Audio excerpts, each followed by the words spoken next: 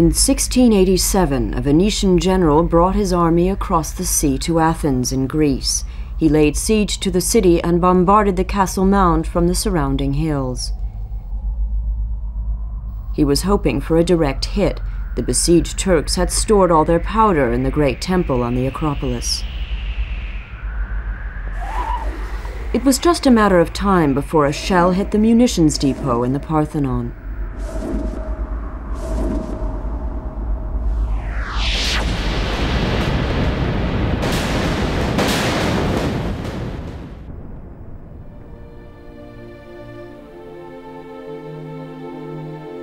The temple had survived almost undamaged for over 2,000 years. Looking down from the rock, it had seen the Romans come and go, the Apostle Paul preach Christianity, and the Turks reach for world domination.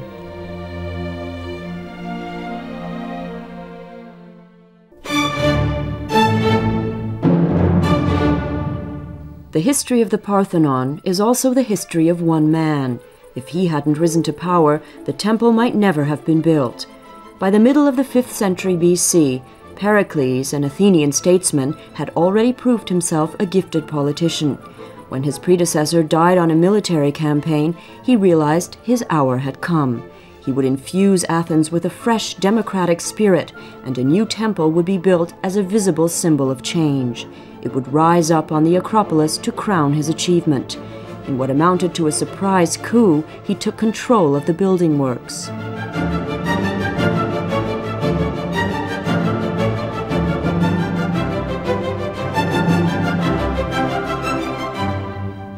Pericles hoped the temple's proportions and classical lines would win over the Athenians.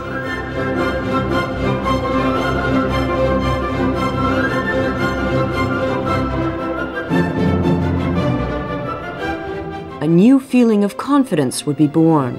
The Parthenon would become the center of Athens, and Athens itself would become the heart of Greece.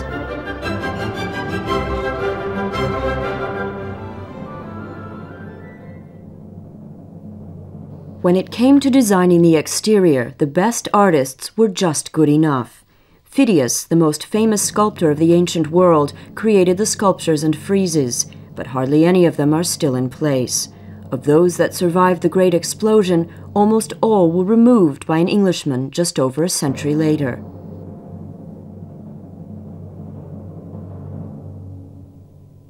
Around 1800, Lord Elgin started having sketches made of the figures on the pediments and friezes.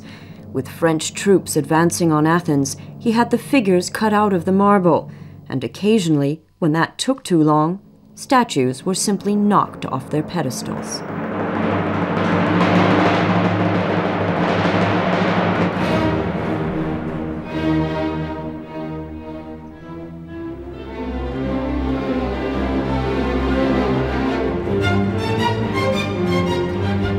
Everything that survived the dismantling reasonably intact was assembled, packed up, and shipped to England, where it later found a permanent home in London. At the British Museum, a special room was built to house the treasures of Greece, the so-called Elgin marbles. This is where the jewels of the Parthenon are being kept in exile.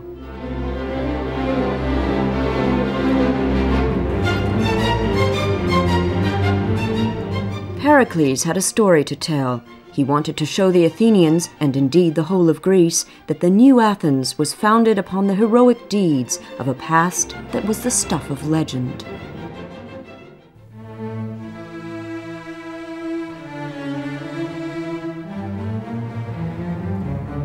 Greek mythology tells of a struggle against monstrous enemies, centaurs, fabulous beasts that were half man, half horse, barbarians from an alien world.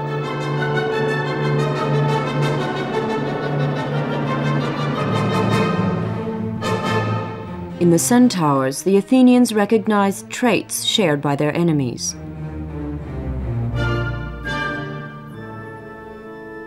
The help of the gods was needed against these foes, who had the proverbial courage of the Spartans and were as overwhelmingly powerful as the Persians.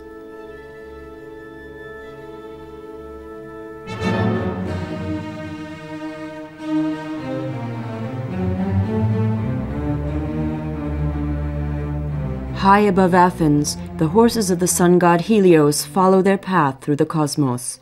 A new age arises from the twilight of prehistory, and then passes away with the rising of the moon. In Greek mythology, Athena, patron goddess of Athens, fought with the sea god Poseidon from sunrise to sunset, for the land and the people of Attica. But Zeus, father of the gods, sided with Athena. She had sprung, fully armed, from his forehead. Athena was to rule.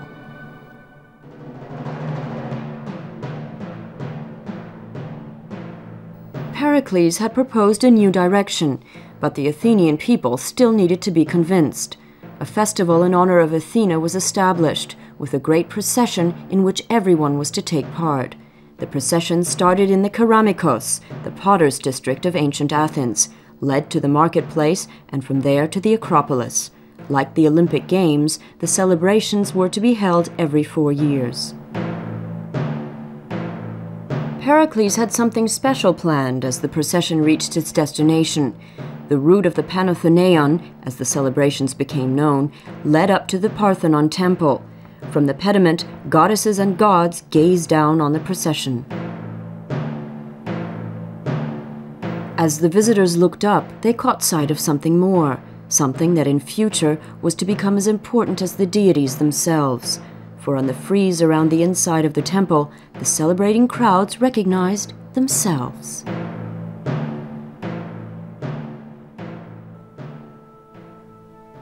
From the islands of the Attic Alliance, diplomats arrived to take part in the festivities. The allies had paid money into the temple coffers. Now they joined in the celebrations.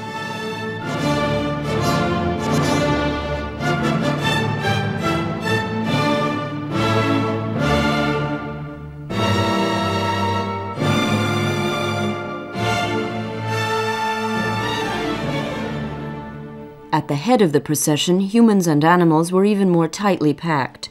The heavy wagons were drawn by oxen and horses. In front of them walked the assembled priesthood. For 4 years they had been preparing for this event, gathering gifts and offerings. There was a brief wait as people gathered outside the eastern portal. Then they entered the temple.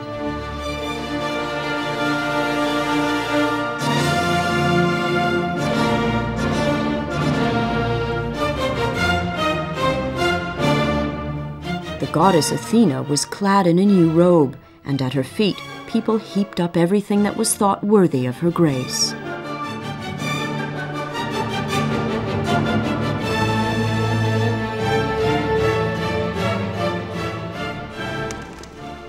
Such a magnificent temple needed a fitting approach. The propylaea, or entrance halls, were to become the gateway to the Acropolis, built along strictly symmetrical lines. But when they were half completed, the proportions went awry. After the major achievement of the Parthenon, Pericles was forced to compromise for the first time.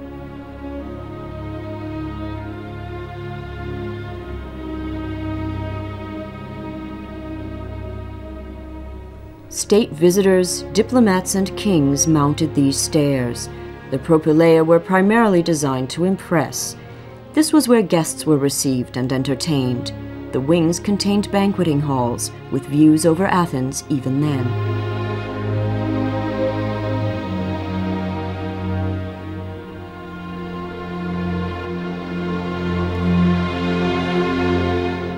But on the other side, Pericles and his architects ran into problems. He would have needed the entire rock to complete the project, but others had plans for this section. The priests of the victory goddess Nike insisted on access to their goddess's sanctuary, which had long stood on this rocky outcrop.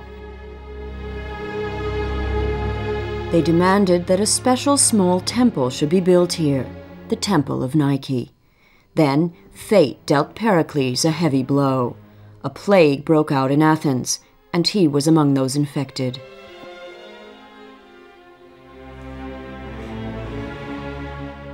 Pericles knew that in the distant past, a hero had thrown himself off these rocks. Aegeus, a legendary king of Athens, had committed suicide in his sorrow, believing his son wouldn't return to Athens alive. The sea surrounding Greece had been named after Aegeus, but would Pericles be similarly honored? The death of Aegeus had been tragic, but Pericles' death would only be sad. Perhaps he sensed that. Be that as it may, the tomb next to the Parthenon, erected after his death, was not to be for him.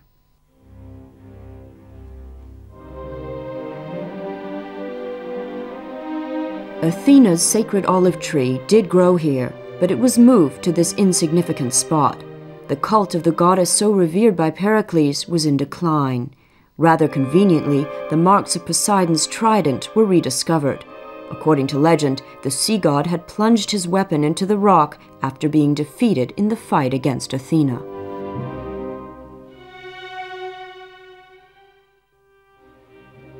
Tomb guardians were set up, but not to ensure that Pericles rested undisturbed. Cecrops, the first king of Athens, had been buried on the south side of the temple, and he was honored in memory of the old days.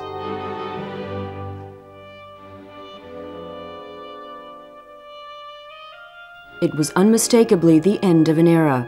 Within a few decades after his death, the golden age of Pericles was irrevocably over.